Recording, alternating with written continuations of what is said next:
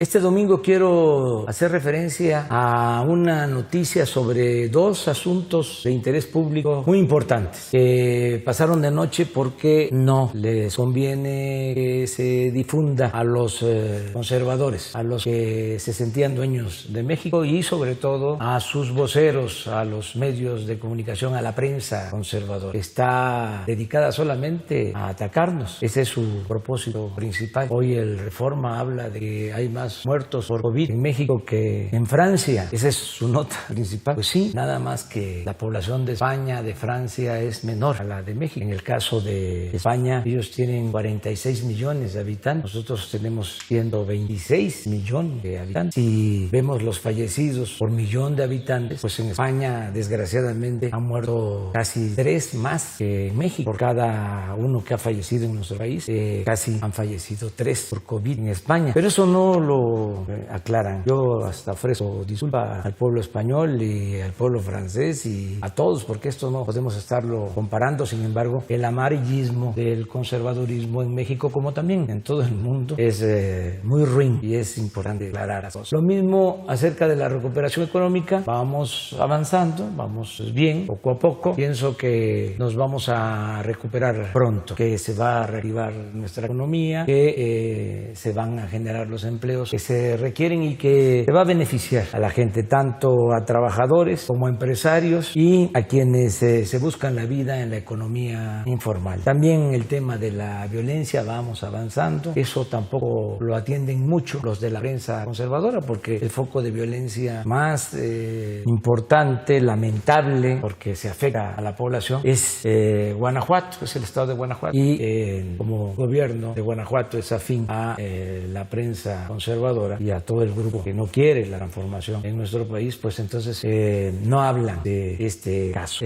Hay dos asuntos que, decía yo, pasaron de noche y que son muy importantes. Uno, el que tiene que ver con la extradición del señor Lozoya, el exdirector de Pemex. La Fiscalía da a conocer que este señor, que fue detenido en España, acepta ser extraditado por voluntad propia, porque quiere conseguir una reducción de pena o del castigo si colabora con la justicia y informa sobre lo que realmente sucede. Este es un tema importantísimo. Nos habíamos detenido en el tiempo porque es el caso de Odebrecht, donde le dieron sobornos. Esta empresa brasileña sobornó a autoridades para hacer negocios, para obtener contratos. Lo mismo pasó en México. La diferencia es que en esos países donde le dieron estos sobornos hubo castigo, no hubo impunidad. Incluso están en la cárcel todavía presidentes de algunos países, funcionarios, otros andan prófugos. Y aquí en México no había sucedido nada por el contubernio y por la impunidad. Al venir este señor, al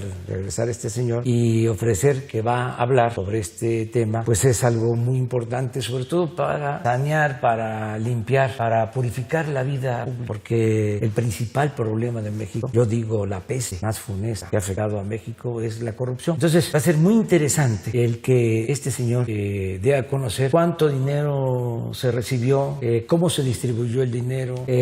Tuvo que ver parte de ese dinero con compras que se hicieron, como la empresa de fertilizantes que se compró cuando menos a $200 millones más de su precio real. Entonces ahí sí se termina la investigación, además de dar a conocer quiénes recibieron dinero, porque esto se da precisamente cuando se aprobaron las llamadas reformas estructurales, sobre todo la reforma energética, es cuando se dan estos sobornos. Entonces, además de que tenemos derecho los mexicanos de conocer toda la verdad para que no se repitan estos hechos de corrupción vergonzosos, también podemos recuperar algo de lo que se llevaron, porque en el caso de la planta de fertilizantes se habla de $200 millones que se pagaron, repito, de más. Entonces, quien tenga esa responsabilidad, ya hay un detenido por eso, va a tener que pagar, va a tener que devolver esos $200 millones de dólares. Y este dinero va al pueblo, va al instituto para devolverle al pueblo lo robado. Entonces es una muy buena noticia. Y la otra es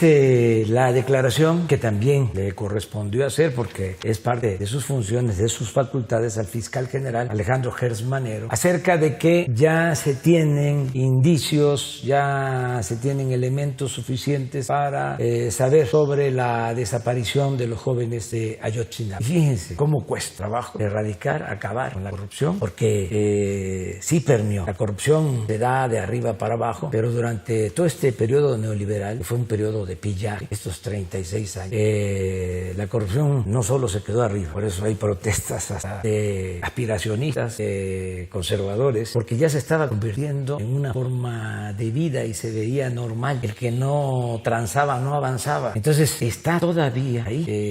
Estamos limpiando de arriba para abajo como se barren las escaleras. Todavía está en el poder ejecutivo, todavía está en el poder legislativo, en el poder judicial. Fíjense, informa el fiscal que ya se tienen detenidos, acusados de ser responsables de la desaparición de los jóvenes de Ayotzinapa. Esto, si mal no recuerdo, el martes por la mañana, mediodía. Y en la noche, uno de los acusados obtiene su libertad. El principal responsable obtiene su libertad. Un juzgado le da la libertad. Entonces se investiga de inmediato porque era una afrenta. Imagínense la burla, el fiscal dando a conocer de que se tiene al principal de los implicados en el caso de Ayotzinapa, y en menos de 24 horas un juez, una juez en este caso, el juzgado le da su libertad. Entonces fue algo realmente muy grave, un atrevimiento, un desafío, una afrenta al Estado mexicano. Entonces se investiga y se descubre de que habían entregado sobornos a ese juzgado de millones de pesos para dejar en libertad. Por esa investigación y con las pruebas suficientes se volvió a detener al presunto responsable o a uno de los responsables de la desaparición de los jóvenes de Ayotzinapa. Va a ser muy interesante conocer la verdad sobre este caso, algo que nos ha dolido mucho, que tiene que ver con la corrupción, como el caso de Lozoya, y con la impunidad que imperaba. Para aquellos que dicen que sí que hemos hecho, ahí están estas acciones. Como decía el general Francisco J. Mujica, hechos, no palabras. Y también un mensaje a los conservadores que quisieran que nos fuera mal, se van a quedar con las ganas. Vamos a salir adelante, vamos a seguir atendiendo a los enfermos, a la pandemia,